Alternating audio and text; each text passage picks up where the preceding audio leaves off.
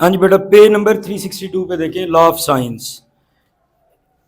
इससे पहले जो हम 12.2 और 12.3 दो एक्सरसाइजेस करके आए हैं भाई, इन दो एक्सरसाइजेस में सिर्फ राइट एंगल ट्रायंगल यूज हुई है, ठीक है। अभी जो हम क्वेश्चंस करने जा रहे हैं 12.4 एंड ऑनवर्ड, आगे जो एक्सरसाइजेस हैं, इसमें ज़रूरी नहीं कि राइट एंगल ट्रायंगल हो, ठीक है। हमें राइट एंगल ट्रायंगल के अलावा भी दो ट्रायंगल्स पता होने चाहिए। कौन कौन सी दो ट्रायंगल्स होती हैं इसके अलावा? एक होती है जी ऑब्ट्यूज ट्रायंगल, एक होती है एक्यूट ट्रायंगल। ऑब्ट्यूज ट्रायंगल बोलते हैं एक ऐसी ट्रायंगल जिसमें एक एंगल की मेजरमेंट 90 डिग्री से ग्रेटर हो, ठीक है।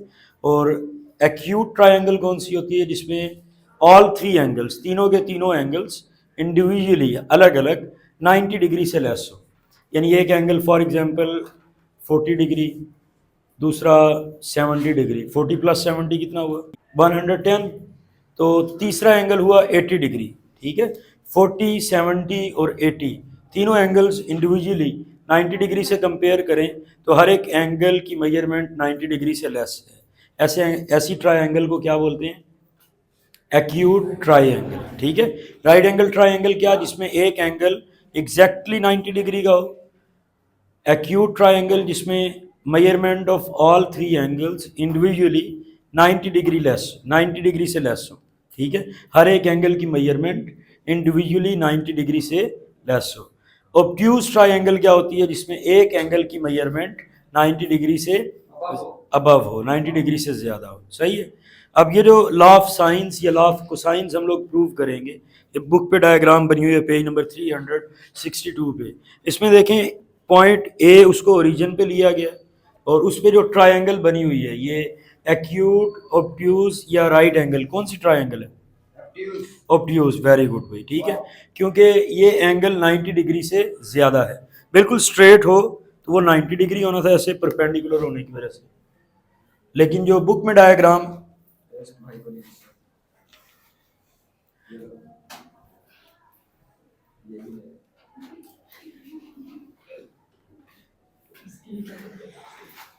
अच्छा, लेकिन जो बुक में डायग्राम बनी हुई है वो पॉइंट ए से राइट साइड पे, राइट साइड बनती है लेफ्ट, लेफ्ट साइड की तरफ थोड़ा सा ज्यादा गया हुआ है एंगल। अगर एंगल सिर्फ यहां तक होता तो एग्जैक्ट कितना होना था, लेकिन ये तो उससे ज्यादा है। जो हमारी बुक पे ट्रायंगल बनी हुई है वो इस तरह से, ठीक है। तो पॉइंट ए पे जो एंगल बन रहा है दिस इज ऑब्ट्यूज एंगल, तो इस वजह से ट्रायंगल हुई ऑब्ट्यूज ट्रायंगल। अच्छा, जब भी ये लॉ ऑफ साइन या लॉ ऑफ कोसाइन इसको हमने प्रूव करना है, हमने ऑब्ट्यूज ट्रायंगल लेनी है क्योंकि ये मोस्ट जनरल केस होता है। मतलब कुछ स्टूडेंट्स इस तरह करते हैं कि वो एक शॉर्टकट भी है, वो एक्यूट ट्रायंगल ले लेते हैं। एक्यूट ट्रायंगल नहीं लेनी, आपने ऑब्ट्यूज ट्रायंगल लेनी है। फार्मूला हमेशा जनरल केस से हम प्रूव करते हैं। इज इट क्लियर भाई? ओके। अब जल्दी से ना बुक से देख के आप लोग एक दफ़ा डायग्राम पेज के बिल्कुल ऊपर ये लिखें, पहले लॉ ऑफ साइंस प्रूफ की हेडिंग दें। पेज के बिल्कुल सेंटर में, फॉर एग्जांपल ये आपके पेज की विड्थ है, तो बिल्कुल इस जगह पे आप एक क्लियर पिक्चर बना लें डायग्राम की।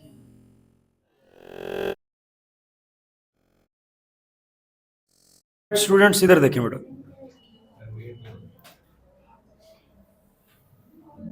हमने एक स्ट्रेट हॉरिजॉन्टल लाइन ड्रॉ की। This is positive x axis, ठीक है। इस पॉजिटिव एक्स एक्सिस पे यहाँ पे हमने ए पॉइंट को एज ओरिजिन कंसीडर कर लिया, ठीक है। ओरिजिन मतलब कि इस पे एक्स कोऑर्डिनेट, वाई कोऑर्डिनेट दोनों ज़ीरो, ठीक है। ए पॉइंट से हमने एक ऑब्ट्यूज एंगल ड्रॉ किया, ठीक है। और इसका टर्मिनल पॉइंट है बी, और ये स्टार्ट हो रहा है इधर पॉइंट सी से। बी और सी को आप ज्वाइन कर लें। वर्टेक्स ए के opposite small a, vertex C के अपोजिट स्मॉल सी, बी के अपोजिट स्मॉल बी। अब जरा बुक पे साथ स्टेटमेंट भी देखें। Let A C of triangle A B C be along the positive direction of the x-axis with vertex A at origin, then angle BAC will be in the standard position. अब अगर आप carefully देखें तो side AC उसको हमने x axis के ऊपर draw किया, A को हमने वर्टेक्स यहाँ पे कंसीडर किया, तो ये जो एंगल बन रहा है BAC, ये एंगल है स्टैंडर्ड पोजीशन में। एंगल इन स्टैंडर्ड पोजीशन की डेफिनेशन हमने चैप्टर 9 में पढ़ी थी, चैप्टर नंबर 10 उसमें भी हमने उसको रिवाइज किया था। अभी फिर एक दफ़ा जिक्र आ गया, एक दफ़ा फिर रिवाइज कर लें।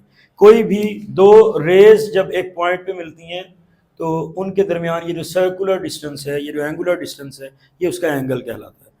अगर इन दो आर्म्स में से एक आर्म हो जाए along x axis, positive direction of x axis, और उसका जो स्टार्टिंग पॉइंट है वो हो ओरिजिन, ठीक है, तो अब जो एंगल बनेगा इस एंगल को कहते हैं एंगल इन स्टैंडर्ड पोजीशन, ठीक है, ओके। तो BAC, एंगल BAC ये स्टैंडर्ड पोजीशन में, यहां तक बात क्लियर? ओके, नेक्स्ट पेज पे देखें। Since AB is equal to C, ये मैंने आपको ऑलरेडी बता दिया। C वर्टेक्स के अपोजिट जो साइड है उसको हम स्मॉल c लिखते हैं, A वर्टेक्स के opposite side small a, B vertex के साइड अपोजिट स्मॉल b, ठीक है। एंगल BAC, A पॉइंट वाले एंगल को हम क्या लेते हैं बेटा जी? अल्फा, ठीक है। अच्छा, इस साइड पे बेशक आप x प्राइम लिख लें, उधर x लिख लिया, इधर x प्राइम लिख लें, okay. The coordinates of point B, अब पॉइंट B के कोऑर्डिनेट्स अब वो इधर लिखे हुए हैं, C cos alpha, C sine alpha. उसको थोड़ा सा समझ लेते हैं। अगर एंगल हो स्टैंडर्ड पोजीशन में तो फर्स्ट ईयर की फिजिक्स में chapter number 2 resolution of forces, 9-10 में भी वेक्टर्स वाला एक चैप्टर है, लेकिन अब कुछ बच्चों ने नहीं पढ़ा होता तो इसलिए मैं थोड़ा सा एक्सप्लेन कर देता हूँ। अगर एंगल हो स्टैंडर्ड पोजीशन में बेटा जी, फॉर एग्जांपल थीटा, और from point O to A इसकी लेंथ है लेट्स से f, तो इसके दो कंपोनेंट्स बनते हैं बेटा। हॉरिजॉन्टल कंपोनेंट को हम कहते हैं fx और वर्टिकल कंपोनेंट को fy। किसी स्टूडेंट को याद है भाई कि fx और fy किसके इक्वल होता है? Very good, very good, very good. एक तो चीज इसको पता है भाई, है क्या नाम है आपका भाई? इरफान। इरफान ने बिल्कुल ठीक बताया भाई। fx जो है ये होता है f cos theta, resolution of forces के अंदर, फिजिक्स के अंदर भी, ठीक है। fx होता है जी f cos थीटा, fy होता है f sin थीटा। अच्छा, अभी हमें एक्चुअली इस पॉइंट A के कोऑर्डिनेट्स चाहिए, तो पॉइंट A के कोऑर्डिनेट्स बने बेटा जी, पहले हॉरिजॉन्टल कंपोनेंट लिखते हैं फिर वर्टिकल कंपोनेंट, तो f cos theta and f sin theta. देखिए यहां तक बात क्लियर, ठीक है। अब हमारे पास एंगल है अल्फा, ठीक है, एंगल क्या है भाई? अल्फा। और जैसे वहां पे OA इसकी मेजरमेंट किस चीज के इक्वल थी? Capital F। AB इसकी मेजरमेंट क्या है भाई? C, small c, small c। इधर देखिए, इसको थोड़ा सा सिंपल केस लेते हैं, let's say this is alpha and this is small c, ठीक है। Capital A, capital B, capital B के कोऑर्डिनेट्स हमें फाइंड करने, तो इस C को अगर हम कंपोनेंट्स में रिजॉल्व करें तो इसका हॉरिजॉन्टल कंपोनेंट होगा CX और वर्टिकल कंपोनेंट होगा CY। CX किस चीज के इक्वल? C cos थीटा नहीं है, C cos अल्फा, और C का जो Y कंपोनेंट sin अल्फा। बोले बात क्लियर? तो पॉइंट B के कोऑर्डिनेट्स हुए बेटा जी C cos alpha and C sin alpha. यहां तक देखें, क्या ये बात समझ में आती है? हाँ भाई, क्लियर है बात? ओके, बुक पे देखें, पेज 363 पे सेकंड लाइन है, the coordinates of the point B are. मैं बुक से इसलिए पढ़ रहा हूँ क्योंकि आपने एग्जाम में तो इसी तरह लिखना है ना जैसे बुक में लिखा है, ठीक है। फिर बोर्ड पे लिखते हुए मैं कुछ चीज़ें आपको समझाने के लिए एक्स्ट्रा बोल रहा हूँ, उसमें आपने f cos theta f sin theta तो नहीं ना लिखना, ठीक है। पेपर में 5 मार्क्स का लॉन्ग क्वेश्चन है। The coordinates of point B are C cos alpha C sin alpha. यहाँ तक हम लोग पहुँच गए। B पॉइंट के कोऑर्डिनेट्स के C cos alpha and C sin alpha. If origin A is shifted to C, अब हम लोग क्या करने लगे हैं, क्योंकि ओरिजिन तो यूजुअली कैपिटल O से डिनोट करते हैं। ओरिजिन वो होता है जहाँ पे हॉरिजॉन्टल और वर्टिकल लाइंस कार्टेशियन प्लेन की आपस में इंटरसेक्ट करती हैं, ठीक है। ओरिजिन हमने खुद अज्यूम किया पॉइंट A पे, इसी ओरिजिन को थोड़ी देर के लिए हम अज्यूम कर लेते हैं कि जो C पॉइंट है वो हमारा ओरिजिन है, ठीक है। ओरिजिन बेटा नहीं ना बात करो, थोड़ी सी देर इधर देखो। यहां पर जो हमारा वर्टिकल कंपोनेंट जो हमारा यहाँ पे वाई एक्सिस था, उसको हम थोड़ी देर के लिए मूव करके यहाँ पे ले आए। Let C be at origin. इससे अब फायदा क्या होगा, अगर सी ओरिजिन पे हो तो एंगल बी सी, और इसको कैपिटल एक्स लिख लें, बी सी एक्स। हाँ जी, तो एंगल बी सी एक्स ये भी स्टैंडर्ड पोजीशन में होगा। देखो बात समझ लें, अगर थोड़ी देर के लिए इसको हम कह रहे हैं कि ये भी ओरिजिन है, ठीक है, ओके। ओरिजिन अभी बताया मेरे बेटे कि जिसमें एक्स एक्सिस और वाई एक्सिस का point of intersection, point of interest, नहीं इंटरसेक्शन, जहाँ पे कार्टेशियन प्लेन का एक्स एक्सिस और वाई एक्सिस आपस में मिलते हैं ना, ये एक्स एक्सिस और ये वाई एक्सिस, इनका जो पॉइंट ऑफ इंटरसेक्शन है उसको ओरिजिन कहते हैं, ठीक है।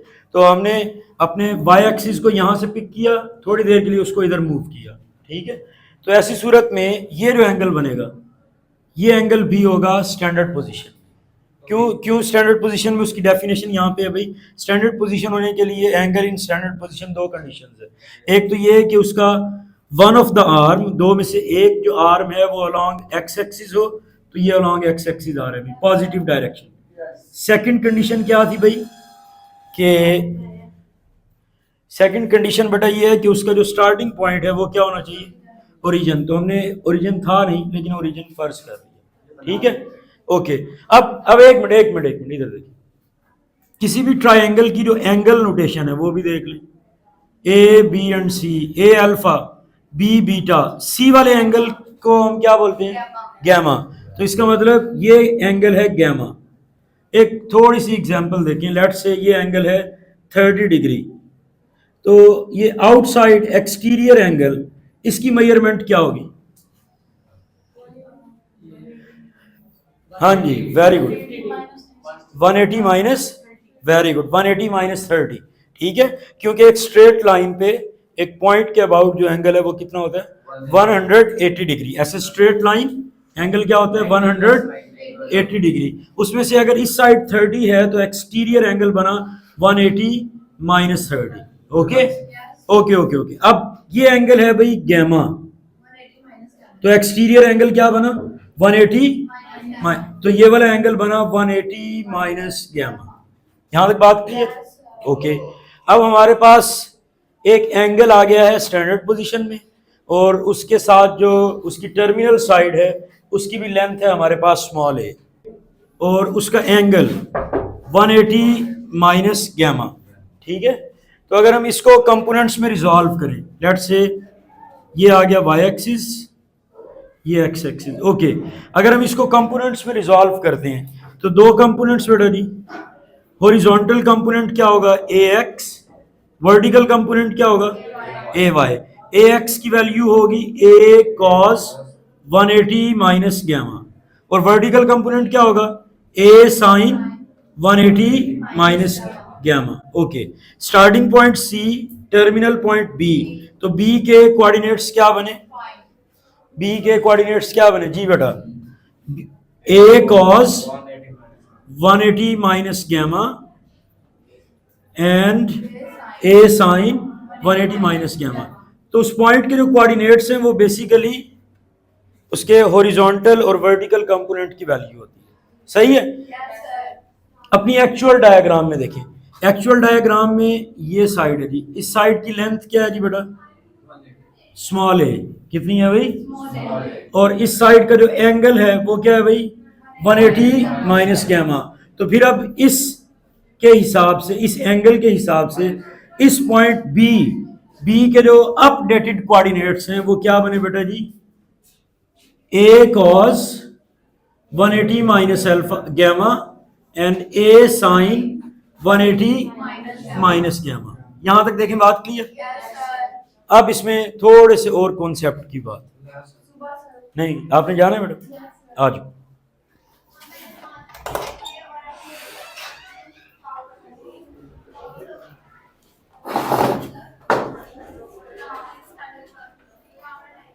अच्छा बेटा थोड़ी सी बात समझिए अब जरा। इस डायग्राम में ये जो साइड्स सी और ए हैं, इन दो साइड्स को हमने उसके कंपोनेंट्स में रिजॉल्व किया, सही है। इसको जरा इंडिविजुअली देखें। स्मॉल साइड सी, इसके दो कंपोनेंट क्या बनते हैं इस डायग्राम के अकॉर्डिंग? ये बनता है जी सी वाई, और ये क्या बनेगा? सी एक्स। यहां तक बात क्लियर? एक जो साइड थोड़ी सी और आगे जाके है ऐसे ए, इस ए के भी दो कंपोनेंट्स, कौन कौन से दो कंपोनेंट्स हैं भाई? ए वाई एंड ए एक्स, ऐसे ही है। सी एक्स यहां से लेके यहां तक है जी, ठीक है। ए एक्स थोड़ी लेंथ थी है। इसी तरह सी वाई की लेंथ फ्रॉम पॉइंट, चलो पॉइंट्स के हमने नाम नहीं लिखे, सी वाई की ये लेंथ है, ए वाई की ये लेंथ है। तो क्या सी एक्स और ए एक्स आपस में इक्वल हैं, या फिर ए वाई और सी वाई आपस में इक्वल हैं? ए वाई और सी वाई, यानी कि इस पॉइंट के, ये जो यहाँ पे टॉप पे हमारे पास पॉइंट है बी, ठीक है। It doesn't matter if origin is at point A और ओरिजिन इज एट पॉइंट सी।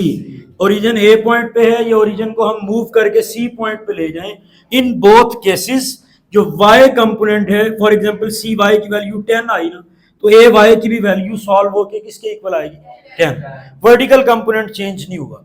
जो हॉरिजॉन्टल कंपोनेंट है, इसको अगर यहां से परपेंडिकुलर ड्रॉ करें तो ये सी एक्स और ये बना सी वाई। इसी तरह ए साइड को अगर देखें, यहां से फिर परपेंडिकुलर ड्रॉ करें तो अब उसका नाम चेंज हो गया, वो बना ए वाई, और यहां से लेके बिल्कुल यहां तक ये क्या बना? ए एक्स। अब ए एक्स बड़ी लेंथ है, सी एक्स छोटी लेंथ है, लेकिन on the other hand A Y और C Y, the vertical component in both cases remain the same. Book पे देखें अब इसे। If the origin A is shifted to C, जैसे कि हमने यहाँ पे अभी उसे शिफ्ट किया, then angle B C X will be in standard position, ठीक है। B C is equal to small A, B C X, angle B C x किस चीज के इक्वल है भाई? 180 डिग्री माइनस गैमा।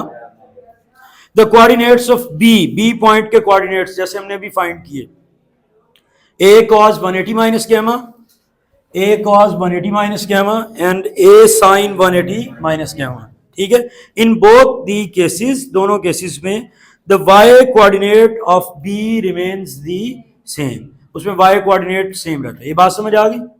ठीक है। अच्छा, अगर तो वो सेम है तो फिर उसकी वैल्यू जो भी आ रही है न्यूमेरिकल वैल्यू, वो इक्वल होनी चाहिए, ठीक है। तो दोनों की जो न्यूमेरिकल वैल्यू है y कोऑर्डिनेट की, उसको आप इक्वल पुट कर दें। जैसे ये डायग्राम में ज्योमेट्रिकली सेम लेंथ्स हैं, तो इनको न्यूमेरिकली भी इक्वल होना चाहिए। It means a sine 180 minus gamma is equal to c sine alpha. अब 180 माइनस गैमा, इसको बेटा जी लिखा जा सकता है 2 multiply by 90। 2 even number, odd number? Even. अब जिन लोगों ने हमें अब ज्वाइन किया, चैप्टर नंबर 10 में हमने ये पढ़ा है अलाइड एंगल, ठीक है। अलाइड एंगल कॉन्सेप्ट क्या है भाई? कि अगर इवन मल्टीपल ऑफ 90 डिग्री हो तो उस सूरत में नो चेंज, जो रेशो होगी रेशो रिमेन द सेम। यानी अगर को रेशोज तब होंगी अगर ऑड मल्टीपल्स ऑफ 90 डिग्री का अगर ऑड मल्टीपल है तो फिर हम को रेशो में चेंज करते हैं। को ratio means sine into cos, cos into sine, secant changes into cosecant, cosecant changes into secant. Okay, तो इस वजह से अब 2 क्योंकि इवन मल्टीपल है, तो इवन मल्टीपल की वजह से साइन रहेगा साइन, कोई चेंज नहीं। अब हमें इसके साथ प्लस या माइनस कौन सा साइन लगाना है, वो उसके क्वाड्रेंट से डिसाइड होगा। 2 मल्टीप्लाई बाय 90 माइनस गैमा, यहां तक हुआ 2 मल्टीप्लाई 90। आप क्योंकि वापिस आ रहे हैं इसलिए माइनस गैमा, तो कौन से क्वाड्रेंट में? सेकंड। सेकंड में साइन की वैल्यू क्या होती है? पॉजिटिव, तो इसलिए पॉजिटिव साइन आएगा। Is equal to c sine alpha, a sine gamma is equal to c sine alpha. Sine alpha को इधर ला के डिवाइड कर लें, ठीक है। ये जो साइन गैमा रह गया इसको दूसरी तरफ शिफ्ट कर दें, तो A over sine alpha is equal to C over sine gamma. सही है? Is it clear? हमने दो साइड्स ली, स्मॉल ए और स्मॉल सी, उससे प्रूव हमने किया A over sine alpha is equal to C over sine gamma. अगर small A और स्मॉल सी के बजाय एक साइड स्मॉल ए, एक साइड स्मॉल बी अगर हम लेते हैं यहाँ पे, तो सूरत में क्या प्रूव होना था? A over sine alpha is equal to B over sine beta. अब इसको सारे को प्रूव नहीं करना, बल्कि सेंटेंस हम लिखेंगे similarly a over sine alpha is equal to B over sine beta. अब जब दो इक्वेशंस इस तरह से हों, उनकी लेफ्ट साइड्स इक्वल, तो उनकी राइट साइड्स भी आपस में क्या होंगी? इक्वल। मतलब ये तीनों आपस में क्या है? Equal. A over sine alpha is equal to B over sine beta is equal to C over sine gamma, hence proved. जी बेटा, इसमें किसी का कोई क्वेश्चन? बुक से एक दफा देख लेते हैं, मे बी कोई क्लोजिंग स्टेटमेंट ना हो। A sine 180 minus gamma is equal to c sine alpha, allied angle concept use करके वो बना ए साइन गैमा। ठीक है, डिवाइड करने के बाद a over sine alpha is equal to C over sine gamma in a similar way. ठीक है, ये हमने जस्ट यहां सिमिलरली लिखा है, कंप्लीट सेंटेंस लिखे और अच्छी बात है। In a similar way with side a b along positive x axis we can prove that a over sin alpha is equal to b over sin beta. So from these two equations, a over sin alpha is equal to b over sin beta is equal to c over sin gamma. देखें, ये जो law of science है, इसका proof आप अच्छे तरीके से, भाई बातें नहीं करें उधर से, भाई लास्ट में लोग, इसके प्रूफ को अच्छे तरीके से आप गो थ्रू करें। 5 मार्क्स का लॉन्ग क्वेश्चन है। इससे रिलेटेड एक्सरसाइज 12.4 में ओनली 5 क्वेश्चन है, कल हम वो 5 क्वेश्चन करेंगे। कैलकुलेटर्स अपने अपने लाजमी लेके। Class dismiss. ये बुक ले लेना भाई प्लीज, ये बुक उधर पकड़ा दो। अल्लाह हाफिज।